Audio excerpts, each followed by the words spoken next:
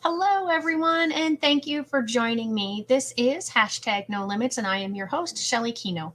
Hashtag No Limits is about people whose society has placed limits upon, but who have busted through those limits. Ophelia says in Hamlet, "We know who we are, but not who we will be." And I believe that to be 100% true. And I believe that there is no better example of that than the caterpillar turning into the butterfly. The caterpillar literally dissolves into its cells and then reforms into a caterpillar. And as if that wasn't enough struggle, it then has to even struggle more to get out of the cocoon in order for its wings to be strong enough to fly. None of that is an easy task, but neither is busting through the limits that society places upon people. And today, my guest, Rachel Whitaker, has a very unique perspective and one that we have not shared here on hashtag No Limits. And I'm very excited to get to her. But of course, first I have to go through all the businessy stuff. If you like this, if you like my channel, please be sure to give it a thumbs up, do a subscribe if you're watching on YouTube. Make sure to leave any comments or questions. This one is pre-recorded, and you will figure out why as soon as Rachel speaks. And so if you have any comments, though, or you have any questions for her, please put them in the chat, and I will be sure to get them to her so she can answer them. And I think that takes care of enough business stuff. So, Rachel, thank you so much for joining me. Good morning. Good morning from Australia. I'm Shelley. Yeah, so it's actually evening where I am. I'm switching between coffees and Coke at the moment because I've had about 4 cups of coffee. So I'm like, I better back off on that a little bit. Well, at least it's like 8 something, there. And so it's a little later in the morning. I've actually had another person or 2 people on from Australia. And the first one I did, I was up in the middle of the night because I didn't really think about that I could do it, one day here and it be a second day, because for me now it's Friday, but it's Saturday where you are. So don't tell me what happens because I want to experience it for myself. It's all about the future. Yeah. So go ahead and tell us a little bit about yourself. So I'm Rachel Whitaker. I'm based in Melbourne, Australia, and I am the inventor and owner of BraEasy. So we invented a bra that you can put on with one hand. And the reason why I invented that was when my daughter was 9 years old, she was diagnosed with a major brain tumor. It was an ogliodendroglioma, which is an adult brain tumor in a child. And during the surgery to remove that brain tumor, she had a deep brain stroke. After 5 years, we got through the cancer, which was 21% survival rate. So we were one of the 21%, which is, I feel very blessed that happened. And I realized that because of the stroke and those residual effects of the stroke, she wasn't able to put a bra on because she could only use one hand. Okay. So I thought, well, there's got to be something out there. So I went searching and searched for years, to be honest, and to the point where I was searching other people's patents to see if perhaps they were manufacturing it some other country and I could go online and buy it from that country, but nothing existed. So I thought, well, I actually have to fix this myself. So I sat at my sewing machine and I invented a bra that she could put on. She was my poor test, like, Jamie, try this on. No. Try this on. No. So I don't know how many different iterations we did of it, but we finally landed on a side opening bra that she could just slide over and then do up with one hand. But it took me, for instance, 8 months to find the Velcro because if you're trying to get something to fasten and you don't want a wardrobe malfunction with a bra, ladies, that's never, ever the thing that you want to fail on you. Exactly. But you also need to be able to take it off easily. And so there was lots of Velcros that you could fasten quickly, but you could not get that thing open once you closed it. So, it took a long time to find not only a Velcro that functioned easily, that would, once it was on, but it was easy to take off, but also that it was soft. So you didn't want something like cardboard on the side of you that was going to be scratchy. Right. And so, we found eventually a Velcro that worked. I started then to search for a manufacturer, and I ended up connecting with a lady who's an agent in Australia who has connections with hundreds of factories in China and India and Thailand, and she's got factories everywhere. Wow. And then we started to try and get these lingerie manufacturers to actually manufacture it a lot of them said no. A lot said no. A bra is a 25-piece assemble, so it's the most difficult garment that you can possibly ever have to put together, and if you've ever tried to do it yourself, I can get why they would say no. It took me a long time. So we would trial these different manufacturers, sending, this same sample. Can you do this? Can you do this? Finally landed on one that said yes. So then it was 6 months of bras going back and forth between China and Australia. No, you've done this. No, you've done that. No, it's not functioning properly. It's quite technical, this bra. So there's boning in the back that helps support it so that the wings are sitting out to the side, so that the bra is in a place that somebody can grab it. Then we got the manufacturer right. I'm like, finally. It was a long journey. And I flew in December 19 to China to do the quality check. Because no one had ever made this bra before, nobody could actually do a quality check for me. Oh, of So course. I had to Wow. physically go there for 3 days, and I rejected the one entire color because they'd done the wrong thing with the straps. The elastic was wrong. And then they shipped me the white, so then we could actually start. So that was about 2 years ago now. We're getting on 2 years that we kicked off with BraEasy. And during that time, my mother-in-law, who at the time was, I think, how old was she then? I think she was 89. She had a frozen shoulder. And it was Oh, her wanting one of those bras as well that really triggered in my head, hang on a minute, there's a bigger need than just Jamie. I could have made bras for Jamie for the rest of her life and not have to sure. worry about anything, give her the capability that I wanted her to have. But then when I realized there was a bigger need, that's when I really dove in and started to, make connections with these, overseas factories and whatnot. But it's been a journey, that's for sure. Yeah. And kudos to you for sticking with it and not taking the no's, but Nope. continuing on and asking. Um, because it is, I think of so many people that, for lots of different reasons, Yeah. are only able to use one hand to fasten their bra, and unfortunately it is something that we women need, but it isn't something that is discussed. As I told No. you before we came on, this episode is somewhere in the 80s depending on when I get it aired, and I've never talked to anyone about this before, Yeah. not even on a personal level, and I just think for the special needs community, the the implications that this can have are huge. Yeah. I spoke with a designer from the UK a few months ago who is also making adaptive clothing, Hmm. because there are so many things that those of us who don't have those needs don't think about. Yep. And so, to me, when I saw that you were doing this, and I don't even know how I found you, and it was many months ago that I Yeah. found I you, and I think it thought, was a oh my year ago. gosh, yeah, Then we've you been know, busy. Yeah. yeah, this is something that it isn't talked about, No. and I don't think it's because it's a shameful thing. I think it's just another one of those areas that people just don't think about. Yep. And so for you to have that experience with your daughter, and how is she doing now, by the way? Fantastic. So she's 22 now, Oh, and wow. there is some newer issues that have come up. She's as she's grown, her what are they saying? As she's grown, her brain is growing, and the scar tissue from where she had the tumor is stretching, and that's now Oh, caused her to have epilepsy.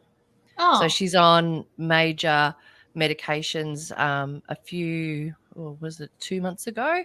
She had a major seizure and fell over. She was walking at the time, fell over and broke her arm in two places. oh, So then we were in hospital, and you just don't want to go to hospital while COVID's going on. Like that's right. just it's walking into the lion's den of diseases and stuff, isn't it? So Yeah, we're very protective, and we don't go out. Like Melbourne's been in lockdown, I don't know, most of just about 2 years, it feels like. yeah, But we don't go out. If we do, it's all mask up.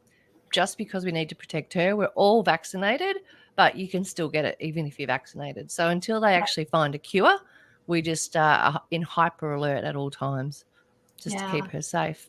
I bet. So I wasn't anticipating talking to you about your daughter's specifics. However, since you brought that up, were there things that besides the bra issue Yeah, that yeah. that she's busted through limits that people have placed upon her because of So having the she tumor? wasn't I mean, first of supposed all, to, the fact yeah. that it was a 21% survival rate and she Yeah. survived it. They said That in that she itself was is going a to be huge a limit. vegetable when she woke up from the surgery. The Yeah. stroke was so bad. So the tumor was attached to one of the arteries in her brain, so one of the three major arteries. Uh-huh. And so as soon as they touched it, that's when the bleed started. And they said to me, she's going to be a vegetable when she wakes up. She probably won't be able to move, most likely won't be able to speak. And I just said, we'll see what we get when she wakes up. Yeah. Because I didn't believe that, I don't know, I just had this belief that she was going to wake up and be fine. And when she woke up, she woke up and she just gave me attitude because she still had the air tube down her throat. Yeah. My ex-husband's parents were both deaf, so my kids can do sign language, I can do sign language. And so she started to sign to me like, "Get this out," and the nurse turned to me and said, "Oh, is she deaf?" I said, "No." But she was trying to sign with one hand, so she realized at that point she couldn't move her other hand. Okay. Um, so then she was getting even more frustrated. So I just explained to her what they said had happened, which she raised her eyebrows at. And then they said, okay, we can take the air tube, the breathing tube out now. But that was probably like a 12-hour period just to get her out of that. Because they put her in a coma for 10 days. So we were in ICU in a coma for 10 days, a Oh, forced coma, just for her brain, the swelling to go down. right. And we don't put any limits on Jamie. It's, Jamie, what do you want to do? Where do you want to be? She's planning to move out of home at the moment, which is like, we're all freaking out as parents, but Yeah, I have a 22-year-old, same thing. yeah. So, she's saving up her money. She's got an idea of, where to go get furniture and things that she wants to have. So she's going to set it all up nicely, how she's going to have support people coming to help her and be with her at different times when she would need it. It's been very eye-opening for me that she's just like looking at the future and this is what's going to happen. I'm like, okay, we're going to help you do whatever you want to do, doll. So That's it's, awesome. And don't put limits on anyone. how did she do in school? How did this affect her in her schooling? So she was in regular school until the seizures started to happen. Mhm. And then she had the surgery. And at that point, she had to have radiotherapy. So after a month and a half, the tumor, what was left of the tumor started to grow again. So they Oh. said, we need to give her radiotherapy. Or we tried chemo first. Chemo, they gave her 2 rounds. Both times she bled out the pores of her skin. So Oh they my said, gosh. she's having a really bad reaction. I said, you think? Um, and they had to give her plasma, like just because it was just so bad. And that was supposed to be a chemo that most kids take it and go to school, have no residual side effects whatsoever. Oh wow. So she had a really bad reaction. So they said, well, our only other option now is radiotherapy. So we had 6.5 weeks every single day, this double beam machine that they've got. We're really blessed in Melbourne that we've got all of the best medical equipment in the world. And we've got some of the best doctors for neurology and cancer. So that's been really, like, the fact that we live where we live, to be able to access all of those for her to have the best chance of recovery. Yeah. And the radiotherapy seemed to do the job. But from that, she has short-term memory loss. She has, what do they call it? Some of these words they're just too big. Pan something or other. So she's got left side hemiplegia, which is then turned into all of these other things as well, because her pituitary gland isn't working and generating all of those hormones. So we're on hormone therapies. The list goes on, really. The tablets that she has, yeah, most people would be like, that's enough for breakfast. Wow. But that's what it Yeah. is right now. And it changes. It changes. Yeah. In my book, Those Who Can't Teach, one of the chapters, the young man in the chapter, Michael, he at one point he was on like 60 some medicines every day. Yeah. And yeah, he's way less than that now. I think he might be down to like 5 or something. I mean, Oh, it's wow. incredible the change and different things, different therapies and surgeries and whatnot that they've been able to do to help take care of the things that the medicine had to help take care of previously. Yeah. Yeah. So So she struggled with the tablets for um, a bit mean, like everything we talked about is really in years. Probably 3 years. She really struggled. The fact that she had to take so many tablets, was very resistant to it. The yeah, short-term memory played a part in that. So we'd have to get her iPhone and put reminders on for times, because especially the seizure meds have to be taken exactly 12 hours. So you right. can't really, like, I get up early and I wake her up to make sure that she's had her tablets at the right time in the morning. And then during the day, she knows now she has to come and tell us when she's had them, Okay. or I'm going to start chasing. I'm just going to I'm gonna start chasing to see, have you done that? Yep. Okay. Good. Thank you. Yeah. Yeah, that's so important. And so what other kinds of, so the iPhone and putting those alarms in there or those alerts in there for the medicines, what other sorts of like accommodations and things were you able to get for her within the school system or So that she you went just to do? then a new school, which was a special school, um, which were they're just amazing. The things that they help these kids with, and the funny stories that Jamie would come home with. So there's a whole term about wheelies and walkers, and I'm like, what?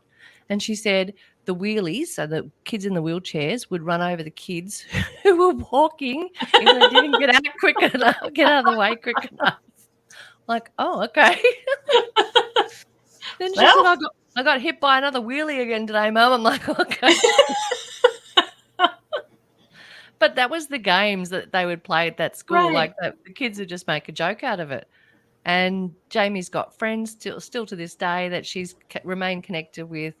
Um, they do some amazing things, and they had some amazing learning tools that they would use for people with vision impairment or low vision. So a massive board that would be as big as, probably bigger than this window behind me, which is a quite a big window. Hmm. It's an electronic board that somebody with vision impairment can actually stand at and use it as a touch screen to be able to navigate and do all the things that they need. I'm like, "Oh, that's bloody good, isn't it?" Yeah. So, yeah, just amazing technology that they're using, and they're very in tune with how each of the kids learn, how each of the kids need different support in different ways, and the different strengths that they all had. It was just, yeah, really, really, really good. And I love what you just said, the different strengths that they have. They really focused on those. Here in the United States, our special education system seems to be more focused on the weaknesses and the deficits. And so we have Oh, this document that drives our special education here, which is called an IEP, an individualized education program. And when we have a meeting every year, there's at least one of those meetings where we talk about, okay, so these are the things that the child still needs to work on, and these are the things that the child still has a deficit in. And we get so focused on that in this meeting that we often forget to tell the parents how wonderful their child is and the yeah, strengths that they have and yeah, the great things about them. Now, it is designed that we are supposed to do that, yeah, and people tend to say one or two things that is a positive or a strength, and then they jump into, well, this is what we have to work on and this is what we need to talk about today. And so I part of what I do is trying to kind of shift that mindset a little bit of, yeah, they wouldn't be in special education if they didn't learn differently than yeah, everybody else, but that doesn't necessarily mean that's a deficit. It just means they need a different strategy, a different path yeah, to get to yep. where they're going. And so But let's them talk as about, individuals and yeah, us as parents need to be able to hear about all the great things and be able to cheer their successes on. It's great that we all have challenges, regardless of We whether you've do. got a disability or not. We all have challenges. So if you can have someone who's your champion, who's shouting your praises for all of the great things that you've achieved, then you want to hear that too. It doesn't Yeah. have to be the negative all the time. Yeah, absolutely. And that is something definitely that I think here in the United States we need to work at and get better at, because there's been too many meetings where parents leave in tears Yeah, that's because awful. the whole meeting has just been, well, your child can't. And that's why the book is titled the way it's titled, Yeah. because the whole book is about people who were told they can't in some way. Yep. And a lot of that, unfortunately, came from the education system, that because that's where kids spend the majority of their time outside of home.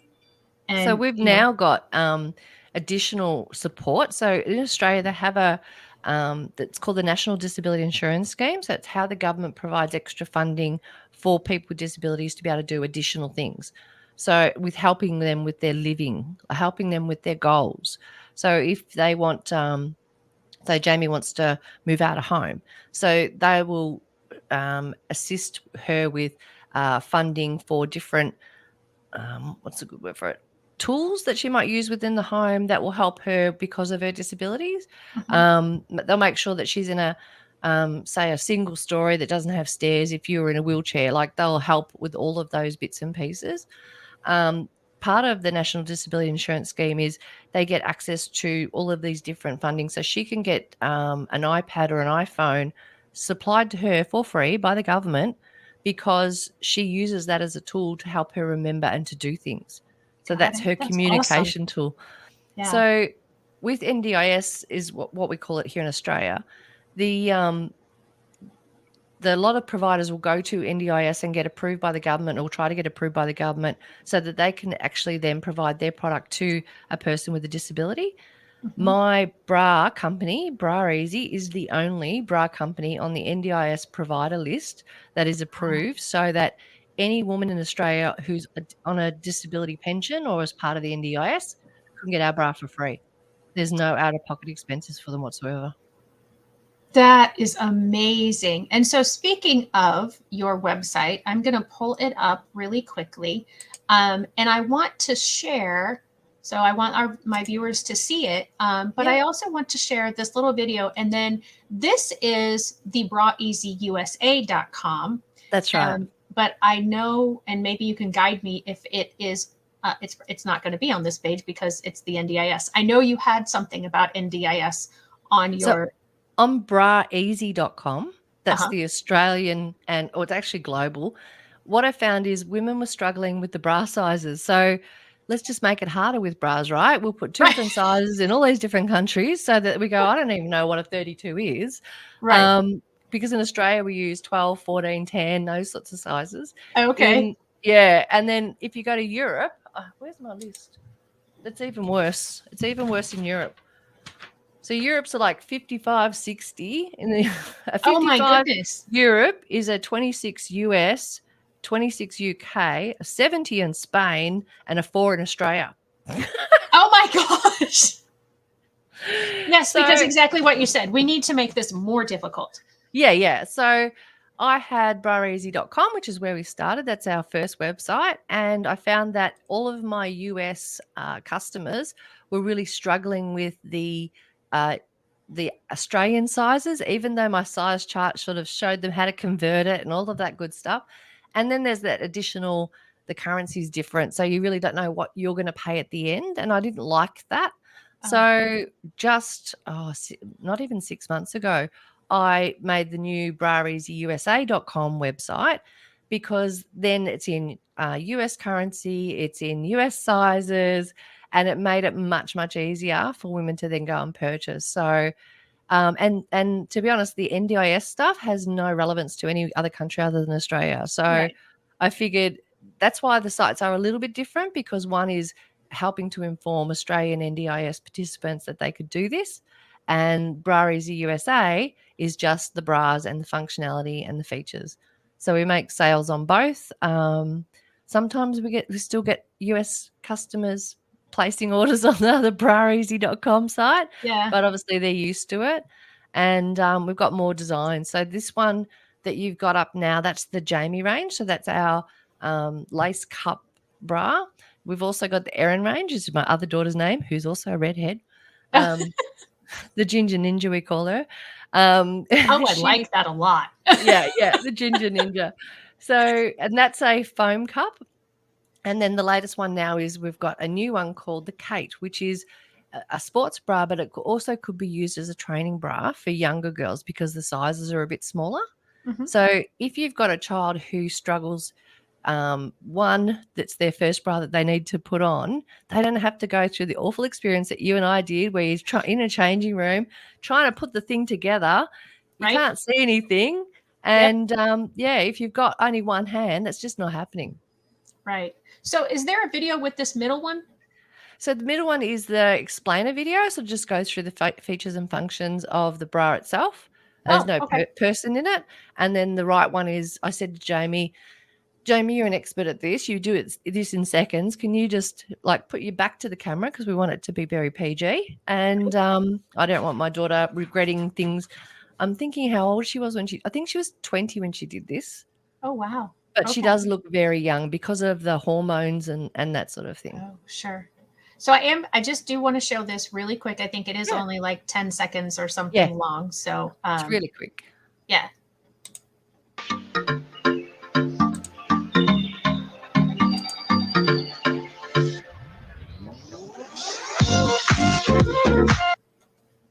That's incredible. And so Jamie. Awesome that it is so easy. So let me get, what am I doing? You go back out of it. Okay. There we go. So there's your Australian one. And here's the disability stuff. You have the quote request and the NDIS. And so we've changed that now to make it even easier. Really? Yeah. So what was happening is the participant would fill in the form and then I would go into Shopify and create the customer account and then create the order and then send them and their OTs and their plan manager the invoice so that everybody was across it. And I just felt like it was too slow because it was relying on me having to type all this stuff in. And so now I've put in a new app that basically you can, regardless of whether you're paying or not, you can go in there, create your customer account, place your order for what you want. It immediately sends you the invoice. Oh. And it's ticked as cash on delivery. So I just changed the date to whenever the funds are arriving and they can go ahead and they know. For me, it's like I want people to achieve and see success when they're doing things. So it was really important for me that they didn't have to wait for me to send them the invoice, that they could get it straight away. So that was why I've implemented that. That's been probably 2 months. Since I did that, we've had hundreds of sales. Hundreds. So that is awesome. Yeah. And I mean, it's just, again, it's such an amazing product and such I'm sure a liberating product for the many, emails many we get women. is just very hard. I get very teary sometimes when I get some of these emails that say, I've been looking for this for 12 years. Why didn't anyone invent it earlier? And it's always, why wasn't this around before? And so I really understand. And that's why I really dug in. Once I started to see the value that this was going to bring and the changes, it doesn't matter if we're not making money at this stage. Like it's going to be a while before we break even, I'm sure. But that's not what it's about. It's about changing women's lives. So I know that we're doing that and I know we're successful at that. So that's what keeps me going. That is just incredible. And so tell us a little bit about what you do during the day, as we talked about before we went on air, that you have, this is sort of your second life, what you're doing with BraEasy. So during the day, I've worked in IT projects for, I don't want to show my age, probably 20 years now. And so I work for one of the biggest retailers in Australia and New Zealand, actually. And what's you guys, somebody said to me what it was similar to Home Depot. Okay. It's similar to Home Depot. Yep. And so I work in projects for that business and have for a couple of years now. Before that, I was with Australia Post for quite a few years. And so it seems to be IT projects for major retailers seems to be my thing at Yeah. the moment. But that keeps me really busy. What I do like about it is, and I mentioned to you, I get up at 6 o'clock in the morning every morning, Hmm. regardless of Saturday, Sunday, because I can work on BraEasy from 6:30 until 9. Then I log on to my other day job. Then I'll log off at 5 o'clock, and then I'll log back onto BraEasy at night time, and then work on the weekends as well. So it's just until the business gets it into a position where it can pay its own way, it's kind of yeah, we're a family business. Hubby, he's the good packer. I'll pick and check the orders because sometimes he doesn't quite get it right. I'm like, no, I'll be doing this part. But then I'm really bad at the sticky taping of the boxes. So Oh, we've got it down. We're working on our skills. It works awesome. well. Yeah, and I wanted you to talk about that because I have a website for what I do, but it has taken me forever to get it, and then I'm always tweaking this and tweaking that as I learn more about how websites are. And then you said you Yeah. developed an app, and I was like, okay, she's my viewers need to know she's not just an app. Not that people who are outside of IT couldn't do these things, but Yeah. like you said, you did the USA website, and just a few months ago, and Yeah. so Took that me sort took of me stuff. a day. Oh gosh. But I also the thing I'm really proud of is that we rank organically number 1 on Google for adaptive bra. That's because I've written 83 pages of content that support that. Wow. So it's like I have to schedule all the social media for not just BraEasy Instagram, but also the One-Handed Bra Instagram, which is to our medical professionals, OTs, hand therapists, so that they understand there's something for their clients. And we get lots of referrals from that as well. And BraEasy is more about B2C, so the customer. So it's about how the customer feels and what's going to do for them. So that takes me a couple of hours on a Saturday to schedule the social media for the whole week. And then, yeah, we're a well-oiled machine. I don't go out anywhere. So COVID's been helpful because it really hasn't changed anything for me. Right.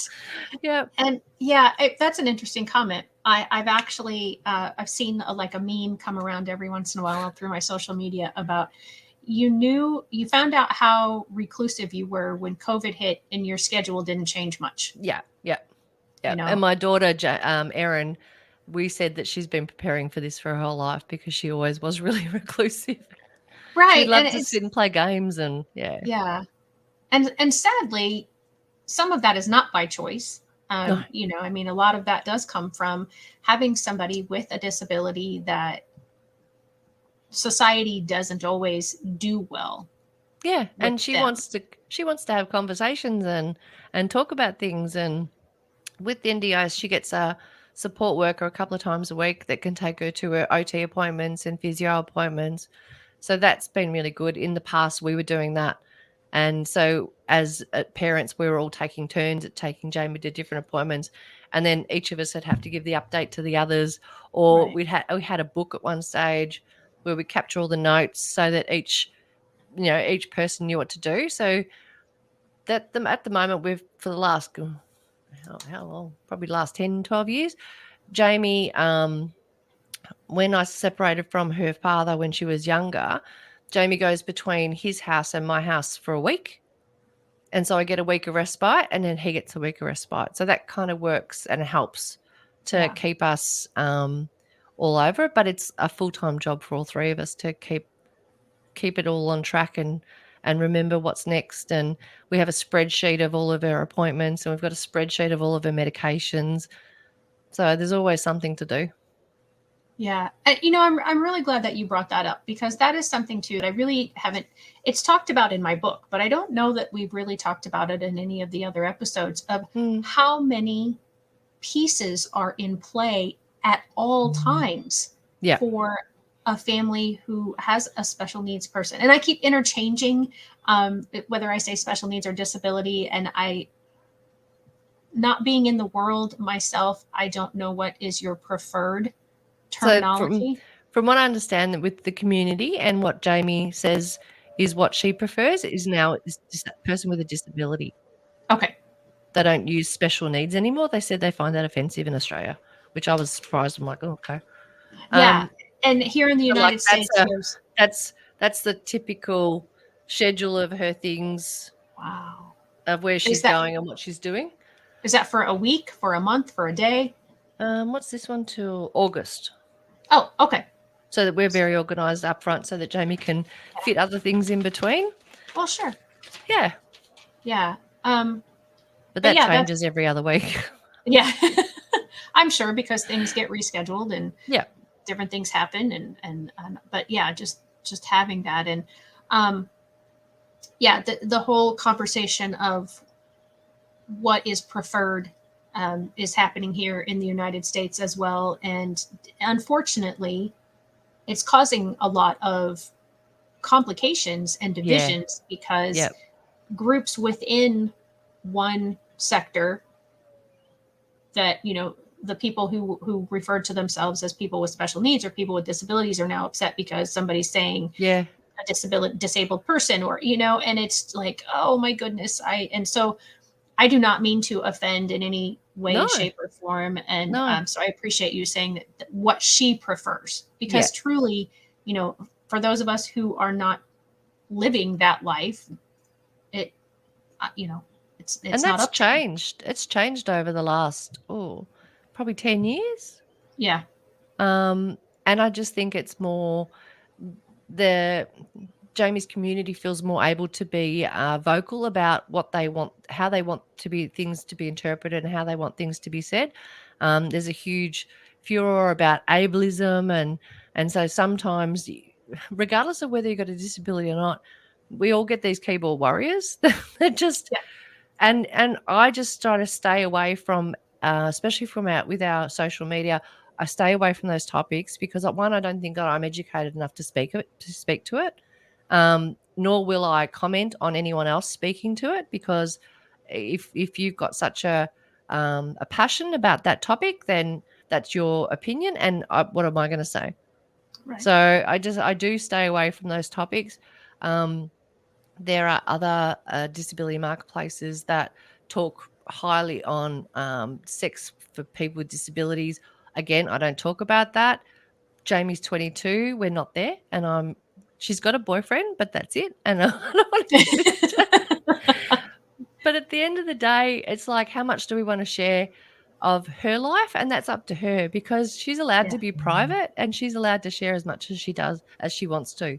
So Right. sometimes she wants to do a reel on Instagram Hmm. and speak her truth. And I'm like, Jam, when you want to do that, you just tell me and we'll do it.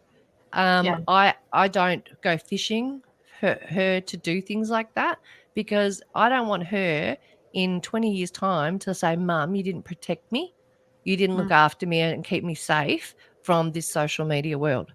So everything that I get her to do, for instance, the video of her putting it on, I said, Jamie, do you want to do this? It took 3 years before I felt comfortable. No, it was probably 2 years before I felt comfortable for her to actually do that. Yeah. And so we practiced it to make sure that there was no embarrassing moments. And that one 10-second video, she got frustrated a number of times because she was standing so close to the wall. And then that Oh, made it harder for her. And I'm like, okay, we need to work this out. So it was just, as she was able to do things, as she felt comfortable. At the end of the day, I'm a mum and I don't want to regret anything that we do or put right. out there. Yeah. And she needs to be protected. So that's my job. Yeah. So the other video you said, that middle video, you Is an said that was explainer. like showing. Okay. So I do want to share that one, just to kind of, because well, I guess, is it a little bit longer than 10 seconds? Not much. It's Not I much. think it's 30 seconds. Okay. Well, that might give, because the first video, it showed how to do it. This might give them a little, and it was so fast. Yeah. This might give a little bit better idea of kind of what it's like. So I'm going to share that with everybody. Maybe. Oh, I have to press play again. Okay. Yeah. Huh? Not moving? Oh, there we go.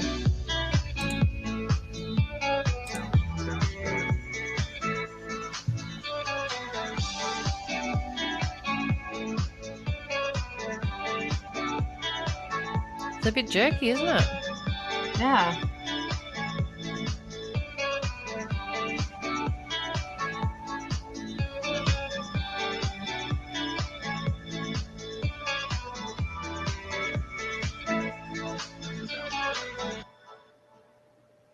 It's very Awesome. beautiful.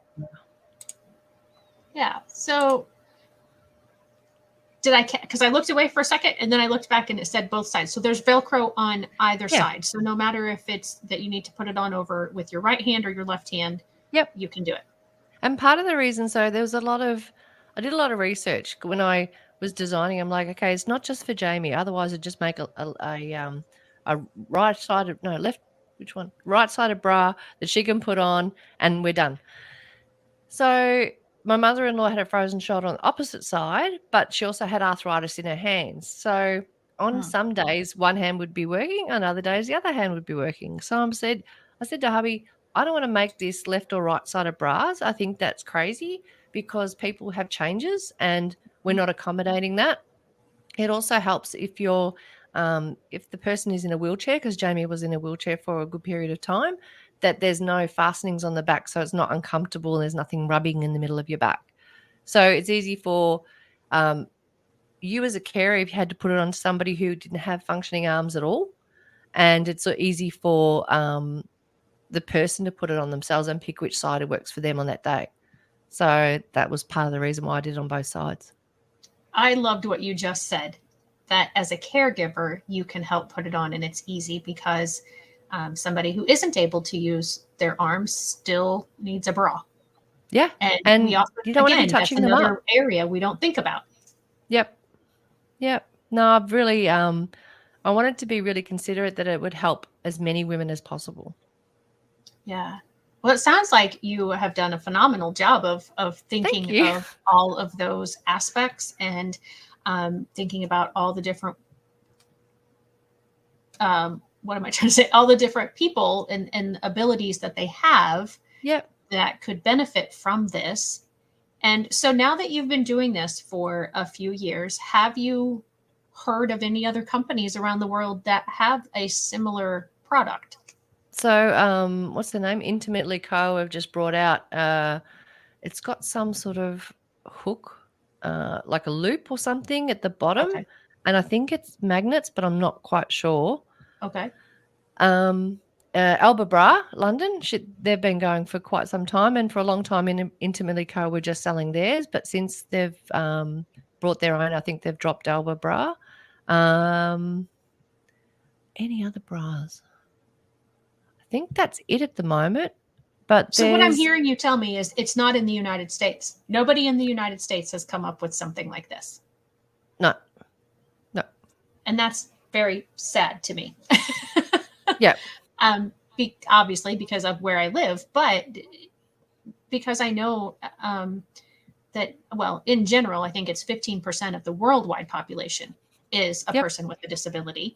Correct. And there are 6 or 7 million students in our school systems in the United States that are persons with disabilities.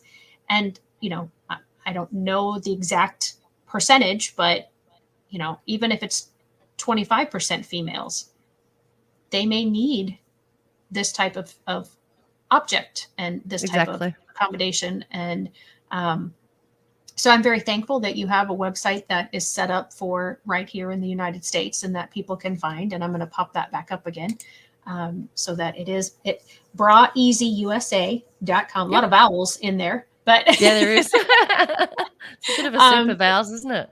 Yeah, it kind of looks like a whole, like if you don't separate it out to what it is, but just remember, you know, it's BraEasyUSA.com. And yeah, you can find what you need here in the United States. It's such just one of the reasons I do this show is to change cognitive biases that we all have. It's just our way of our brain sort of protecting us because we're always getting millions of bits of information. And so our brain sticks stuff together in order to categorize it as quickly as possible. And we develop these biases without meaning to in a lot of instances. And then we have them and we don't challenge them. We don't think about them. And so that is part of why I do this, is to try to bring awareness and challenge those biases, and to also, like your product, there may be people that are watching this here in the United States that are going to go, where was this 12 years ago? Yep, Or exactly, what a exactly. godsend this is. And I'm so appreciative. Like I said, I don't know how I found you. I'm so glad that I found you, and I wish you a tremendous amount of continued success. It Thank sounds you like so much. you have already gotten a great deal of success with this. um, I always try to end by giving my guests the opportunity, is there anything else that you would like to say or share, or, words of encouragement? Um, Yeah.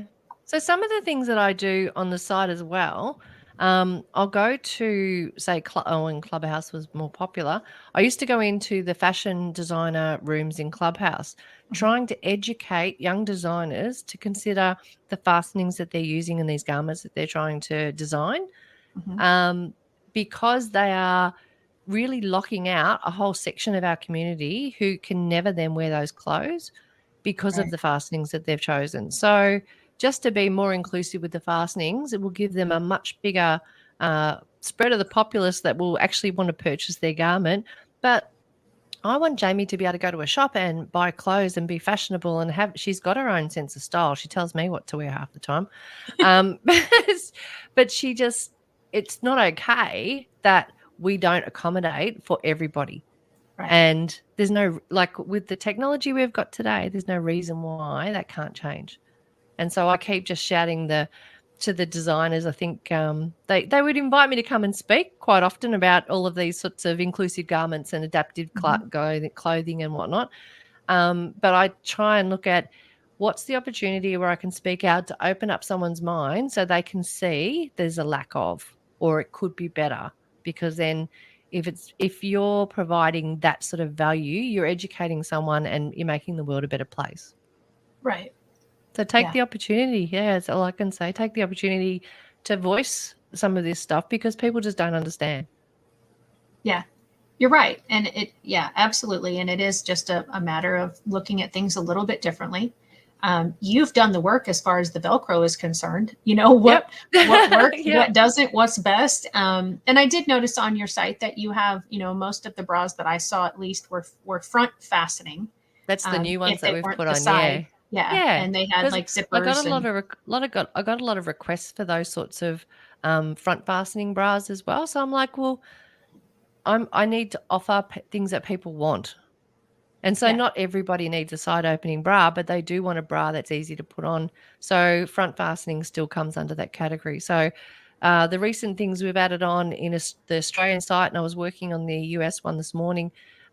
We've got easy sleepwear, easy active wear, bamboo period menstrual undies, oh, so that, yeah, leak-proof undies, and then the front fastening, front closure bra with and without underwire because people want both. right, And we've got, sports bras, wide leg pants for people who've got a prosthetic or they need to add an AFO to their leg, so it hides that and they can still be working out. So I'm just thinking about all of the different things that women would need that makes them feel more comfortable in the activities that they want to do. yeah. I don't So, know if you can hear me clicking, but I was just gonna try to possibly quickly, but I don't see it. I'm still seeing all the bras. The sleepwear that you talked about. yeah, I just was finding it this morning. I've got a Oh, okay. couple of different items. Did have some on, but they sold out, so I've taken that Oh, off the site at the moment. Yeah, it was, I was like, "Oh, okay, that was quick." We've had a couple of bras that the range sold out of the front closures, so we're just trying to find alternate options for people. So, right. And if stuff um, is selling out that quickly, that means that there is a market and a oh need. yeah, yeah, And yeah, so that's just incredible. And I yeah. thank you so much for joining me on your Saturday morning, my Thank Friday you for evening. inviting me. Yeah, I'm so happy to get to know you and to have this opportunity to learn, because again, myself, this was not an area that I had really thought about. And I consider myself somebody who does think a lot outside the box, especially when it comes to persons with disabilities. That is my passion. I'm a former special education teacher, and I, with the book that I have and what I do now, I'm truly trying to educate and broaden everyone's perspectives. And Have you got so your book there today? I do. Yeah. Hold it up. Come on. I will. It's over here. It's in a stack of stuff. So yeah, this is it. Those who can't teach. So got kind of the teacher background, the chalkboard. And yeah, so it's available for anybody who's watching in Australia. It's available through That's my right. website, through Kindles. You can get it. I've got the digital downloads, but I probably wouldn't mail you a copy because it would cost like a small fortune. Supposedly it's really hard at the moment. Yeah, sending Yeah. books. Yeah. And so, but it is available, Amazon, and it is available worldwide through different companies and stuff like that. So, Yeah. so thanks for that. But yeah, and so I just think if I have all of this knowledge and I still don't know all that's available, there's no way that other people know all of these things. No. And so to try to keep that education going, as a teacher, I'm always trying to educate and I'm always trying to learn myself. And so I very much appreciate what you are doing and so much appreciate you being here today. Thank you. I hope you have a wonderful, great rest of your day. And for everybody else, join me next week. I can't tell you who's going to be on because I'm not sure when this one is airing. So be a surprise. Yeah, exactly. Thanks so much, everyone. Bye-bye.